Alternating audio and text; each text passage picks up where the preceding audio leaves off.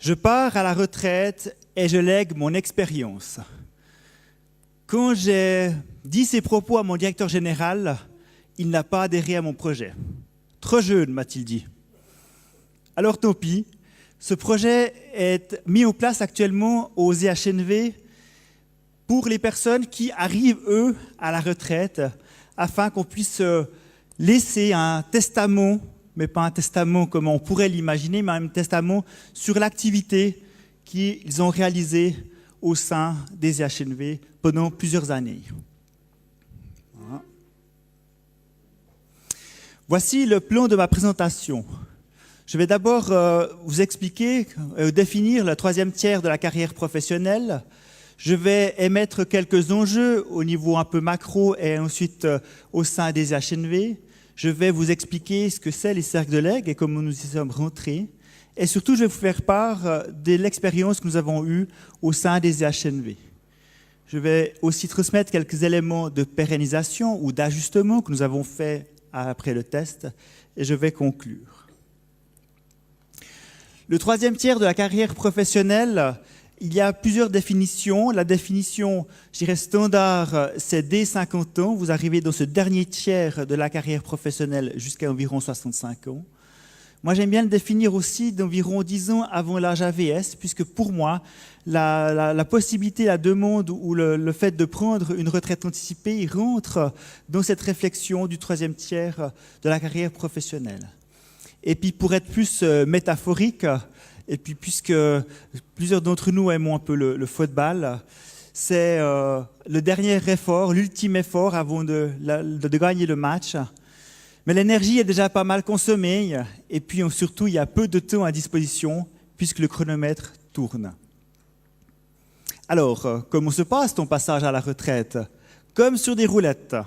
Et c'est aussi à cela que nous voulons éviter, que nous soyons dans la représentation de devoir pousser les gens dehors ou que les gens pensent qu'ils se sont mis à la porte puisqu'ils arrivent à l'âge de la retraite. Alors les enjeux pour nous, au niveau de l'individu, sont fondamentaux sur l'obsolescence. Ça ne marche pas forcément très bien, voilà. Et l'épuisement, et ça je vais l'expliquer. C'est vrai que les horaires ou autrement aussi pour les cadres, les responsabilités, font que les gens sont facilement épuisés et restent dans le schéma qu'ils ont toujours connu d'un travail à 100% avec des horaires depuis l'âge de 30 ou 40 ans. L'obsolescence pour nous, c'est la difficulté que nous avons. Typiquement, quelque chose de très concret, nous avons eu un énorme avancement de l'informatique au niveau... Et oui, il y a des hôpitaux pour ça. Donc nous avons aussi une énorme avance au niveau de l'informatique et c'est vrai que dans le département des soins particulièrement, les gens ont eu de la difficulté à suivre le mouvement et nous sommes arrivés avec certains cadres qui avaient des grosses lacunes au niveau informatique et qui empêchaient aussi la bonne continuation ou la bonne transmission de la communication au niveau des unités. L'enjeu pour l'individu, c'est d'expérimenter une organisation de travail. Et je pense que c'est aussi la bonne solution de ces cercles-là que je vais vous présenter pour penser autrement, pour voir aussi l'environnement qui nous entoure différemment. Et surtout, l'enjeu, c'est soit d'être acteur de son parcours professionnel, soit simplement de le subir. Et surtout, sur ce troisième tiers de vie professionnelle. Par rapport à l'entreprise, l'enjeu que nous avons avec ces personnes-là sont tout de même la variante de l'absentéisme des gens souvent malades ou disons pas forcément à leur lieu de travail, ou pire, parce que ce qui arrive le plus souvent, c'est le présentéisme. Pour nous, le présentéisme se concrétise par le fait que nous avons parfois des gens qui vont partir à la retraite, particulièrement au niveau des cadres, et qui ne se mettent plus en marche et ne mettent plus en marche leurs équipes dans des nouveaux projets. Ce qui veut dire que nous avons des gens qui sont en poste de cadre de proximité, par exemple, et en fait, durant les quelques derniers mois ou années de leur activité professionnelle, leur groupe de travail ne puisse pas bénéficier du développement professionnel qu'on souhaiterait au niveau de l'entreprise. Au niveau d'entreprise, l'enjeu aussi est du maintien professionnel. Parfois, il faut pouvoir discuter avec ces personnes et trouver d'autres solutions, d'autres postes de travail, et qui n'est pas forcément évident. Et nous devons chercher des solutions aussi pour les maintenir au niveau professionnel. L'enjeu de la journée, principalement, c'est la transmission du savoir. Alors la transmission du savoir, non pas académique ou dans des connaissances, mais plutôt, comme il a été dit, dans le savoir-être, le savoir-faire, et aussi le savoir de transmettre des valeurs qui ont été très présentes au niveau de l'entreprise et de l'activité de la personne. Et naturellement, pour nous, la continuité de l'entreprise, malgré que des personnes partent à la retraite, et parfois nous avons des gens qui sont responsables d'un des hôpitaux qui partent à la retraite, c'est des choses qu'il faut vraiment bien planifier et puis anticiper. Alors l'enjeu plus concret pour le département des soins, donc sur les HMV, nous avons 1800 collaborateurs. Dans le département des soins, nous avons environ 1100 collaborateurs qui ne sont pas des équivalents plein temps, mais tous les collaborateurs qui travaillent, et 58 cadres. En 2017, nous avons 75 personnes qui auront l'âge AVS, donc ils seront probablement aussi partis avant, dont 27 personnes qui auront eu entre 24 et 41 années d'entreprise au niveau des hôpitaux. Et puis, certains services spécialisés auront les 3/4 des collaborateurs qui seront partis à la retraite en 2017. Et 10 cadres aussi sur les 58 seront en âge de retraite, dont des cadres qui sont responsables d'hôpitaux. Alors naturellement aussi pour nous les enjeux, c'est que, comme vous l'avez lu des fois dans la presse, nous sommes aussi en pleine adaptation de notre organisation, adaptation de nos sites aussi, avec des centralisations de certains soins et filières de soins. Donc c'est vrai qu'il ne faut pas se le cacher, le fait d'avoir des départs à la retraite nous permet aussi de modifier l'organisation, d'anticiper cette modification d'organisation sur cette structure qui se modifie. Et puis pour nous, la gestion des départs sont inscrites dans le plan stratégique du département de 4 ans afin qu'on puisse les anticiper et les travailler. Alors, qu'est-ce que le cercle de legs ou les cercles de legs? C'est un concept qui a été développé au Canada par Mme Diane Doyon en 2002, qui, elle, est consultante en développement professionnel. Le concept a été écrit, formalisé, puis ensuite développé par M. Jacques Limoges, qui est docteur en éducation, aussi sur le Québec, au Canada. Un petit fascicule, le Vadémécum, la méthodologie des legs et du maintien au travail, a été créé. Il ressemble à ça. C'est très vite lu, une petite centaine de pages, et qui donne en fait toute la méthodologie de cette activité qui est le cercle de legs. 2 concepts principaux sont définis dans ce cercle de legs. C'est le savoir partir et comment faire pour partir correctement en ayant réussi, ayant accompli une carrière professionnelle, et le savoir rester, comment faire pour pouvoir être toujours fit, si j'ai bien entendu, durant la fin de son activité professionnelle. En Suisse, 2 personnes sont en charge de pouvoir accompagner des gens dans ces cercles de legs. C'est Mme Marie-Christine Villemain, qui est de Genève, et Mme Anoucha Gagliazzi, qui est en fait ici présente et qui est d'accord de se lever, comme ça vous voyez qui c'est. Voilà. Et 3 activités en 6 séances ont lieu avec les personnes qui suivent ces cercles de legs, à savoir la rétrospective des expériences et des réalisations qui ont été faites durant toute la carrière, ou en tout cas les 10 dernières années, une réflexion sur l'avenir de la personne en termes professionnels et extra-professionnels, et pour arriver à un plan d'action sur les activités ou les modifications d'activités que les gens souhaitent faire durant ce dernier tiers de période de travail.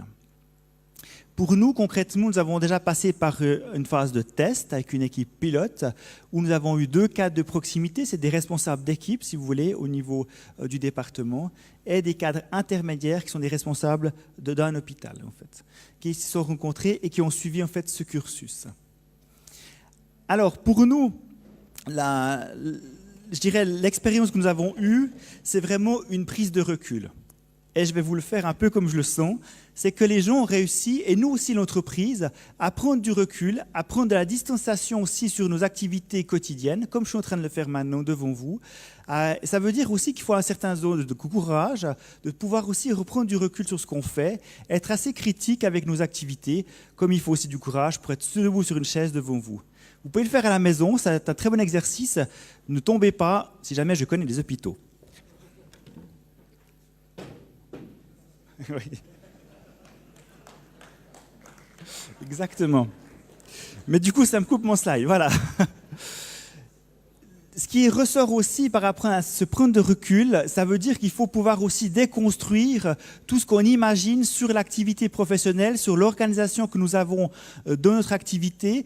Et cette déconstruction aussi est autant pour l'individu qui est au travail que pour l'organisation ou le patron qui doit aussi être d'accord d'imaginer les choses différemment et aussi être d'accord de pouvoir imaginer que la structure peut être différente.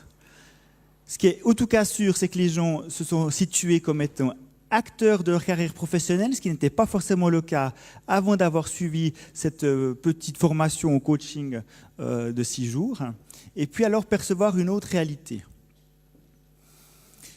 La totalité des participants ont pu nous dire qu'ils ont revisité le but de leur engagement professionnel et qu'ils sont retournés dans leurs fondamentaux de pourquoi, il y a 20 ans, 30 ans, 40 ans, ils sont devenus, par exemple, infirmiers. Pourquoi est-ce qu'ils ont accepté des postes de cadre et de pouvoir aussi remettre ce but professionnel et de vie en exergue parce qu'il avait été un peu oublié. Tout le monde se sont dit remotivés, redynamisés. Et puis surtout, chacun dit maintenant, j'aimerais être présent jusqu'à mon départ et non pas, j'aimerais dire, subir un peu les journées et puis les directives de la direction par rapport aux activités qu'il faut faire. Et vous verrez, ça c'est pour nous, on est déjà un peu dans la conclusion, c'est quand même la grosse plus-value que nous avons eue par rapport à ça, c'est qu'on n'a vraiment plus beaucoup de présentéisme maintenant dans les gens qui suivent ces cercles de legs et qui ont un projet professionnel pour la fin de leur carrière. Ils découvrent encore qu'ils ont du potentiel, qu'ils ne sont pas comme le premier dessin à être mis au rencard. Et puis, ils se projettent dans la fin de carrière et dans leur début de la retraite. Alors pour nous, au niveau des employés, c'est sûr que la plus-value et l'expérience qu'on a faite, c'était des gens qui restent actifs, comme je vous l'ai dit. Par contre, ce qui était intéressant, c'est vraiment ce bilan de carrière qui a été fait pour pouvoir faire encore quelques mois ou quelques années. Et ce bilan de carrière a permis, et je vous montrais tout à l'heure sur des petits témoignages, de pouvoir modifier quand même passablement sa vision de sa fin d'activité. Réfléchir au passage de témoin, et là aussi, les gens ont concrètement mis des choses en place pour transmettre ce savoir qui, encore une fois, n'est pas forcément un savoir académique.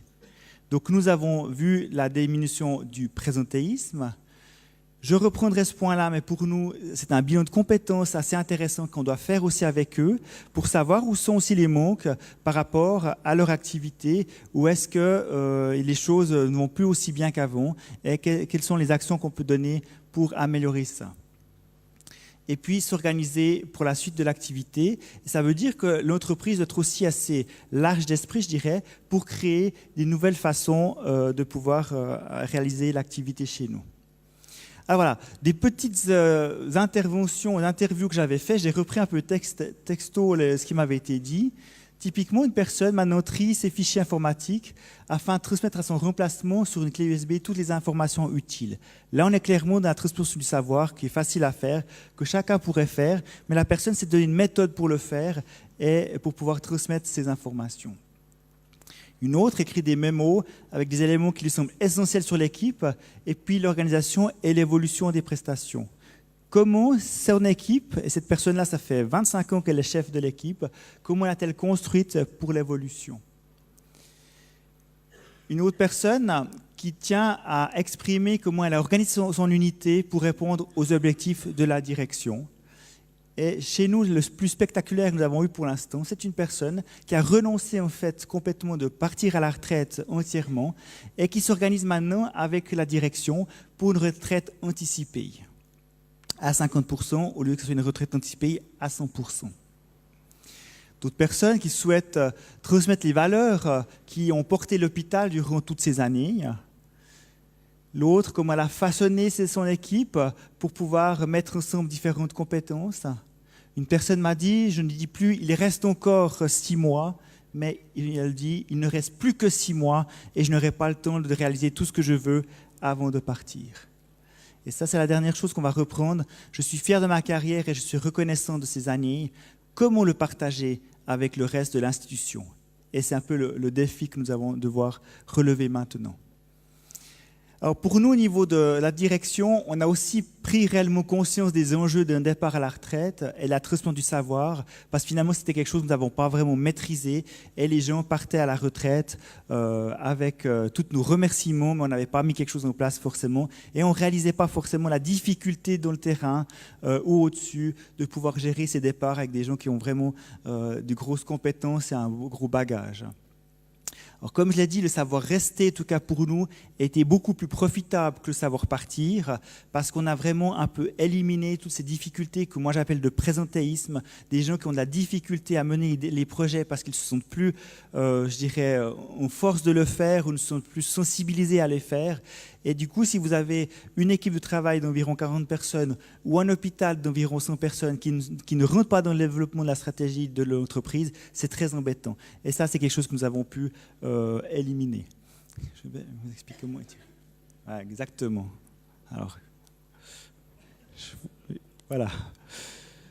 Pour nous, le point qu'on va reprendre après, c'est qu'il faut institutionnaliser la démarche, parce que nous avons réalisé en fait que pour les participants, c'était d'abord une démarche individuelle qui les regardait eux-mêmes. Naturellement, que c'est une démarche qui touche autant le côté professionnel que privé. Ça, c'est sûr que c'est très global comme démarche.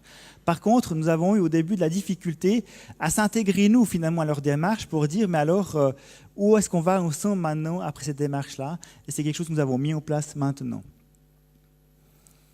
Et puis, alors l'autre problème, enfin c'est pas un problème, mais c'était un enjeu au niveau de la direction, c'est qu'on arrive aussi à des demandes de fin de carrière à la carte. Donc il y a des choses qu'on peut accepter, d'autres pas, mais il faut en tout cas entrer en matière. Autrement, ça ne sert à rien que les gens aillent à l'extérieur pour suivre ce type de coaching et de formation et que nous n'avons pas la possibilité d'offrir quelque chose sur mesure à l'interne. Et ça, c'est un réel défi aussi avec les autres cadres qui sont moins sensibilisés au départ à la retraite. Alors pour nous, les éléments de pérennisation, déjà, c'est pour permettre cette rencontre entre l'individu et l'entreprise, et nous avons vraiment fait rentrer ça dans une procédure, un processus, pour que ça se fasse avant et après cette rencontre à l'extérieur avec le coaching, pour qu'on puisse se mettre d'accord sur les objectifs aussi de cette activité. Nous avons créé un processus d'accompagnement au sein de l'entreprise, et puis on est rattaché au processus de gestion de carrière finalement. Et puis aussi, on continue d'ouvrir maintenant l'entreprise à d'autres modes d'organisation, ce qui veut quand même dire que les 40 autres cadres ou le cadre supérieur de la personne en question doit être aussi ouvert d'esprit pour proposer d'autres manières de travailler. Typiquement, on a un infirmier-chef sur un site qui va travailler à 50% au lieu de 100%. Il y a quand même une organisation qu'il faut mettre en place et il faut que les gens autour soient d'accord de rentrer dans cette démarche-là. Alors, la grande question que nous avons maintenant, elle est là, et on ne l'a encore pas résolue. Comment déterminer les fonctions ou les personnes qui vont rentrer en fait dans cette démarche-là? Est-ce que c'est en disant c'est tous les cadres supérieurs ou c'est tous les cadres? Est-ce que c'est une question d'âge, c'est une question de situation de vie? Ou bien est-ce que c'est des gens qui ont des rôles très spécialisés qu'il faudra remplacer et qu'il faut qu'ils puissent transmettre le savoir? Nous n'avons encore pas répondu à cette question, mais c'est une question assez intéressante parce que selon quoi, ça peut aussi déterminer des coûts très différents de gens qui vont aller suivre cette coaching et revenir avec des souhaits de carrière à la carte ou pas au niveau de l'entreprise. Voici alors la gestion de fin de carrière que nous avons mis en place. Donc il y a vraiment la rencontre de la personne avec un bilan de compétences, là aussi pour nous, pour que la personne, quand elle aille et qu'elle va participer en fait au cercle de legs, qu'on soit d'accord sur les lacunes qu'elle a, sur les bénéfices aussi de sa fin de carrière, mais surtout qu'on soit d'accord en quoi la difficulté de compétences est en place ou pas, et qu'on soit d'accord sur les compétences réelles que la personne a eues. Parce que là aussi, chacun peut avoir des variations très différentes dans son jugement. Ensuite, là, c'est de bien revoir la personne après pour discuter d'un projet individuel que la personne aura, parce que c'est un peu le but de l'exercice, et puis de la stratégie de l'entreprise, et puis de négocier la faisabilité, de pouvoir allier l'un et l'autre et comment le faire. Que l'entreprise puisse s'organiser ainsi que la personne en question, et ensuite de savoir un suivi par un référent de l'entreprise de ces gens qui sont justement dans une activité de fin de carrière. En conclusion, pour les HNV, après avoir travaillé sur l'attractivité des emplois, Après avoir travaillé sur la formation professionnelle, la formation continue aussi en entreprise, il a été grand temps maintenant de pouvoir travailler aussi sur ce dernier tiers de carrière professionnelle. Je tiens à remercier ici M. David Favre, qui est le directeur des ressources humaines, qui nous a beaucoup aidé aussi dans cette démarche et qui n'a pas pu être là aujourd'hui. Et ici, un petit clin d'œil. 2 personnes âgées en EMS. Le premier dit « Tu es nouveau de cette maison ?» et il répond « Oui, moi je viens d'être embauché comme un aide-soignant. » Merci de votre attention.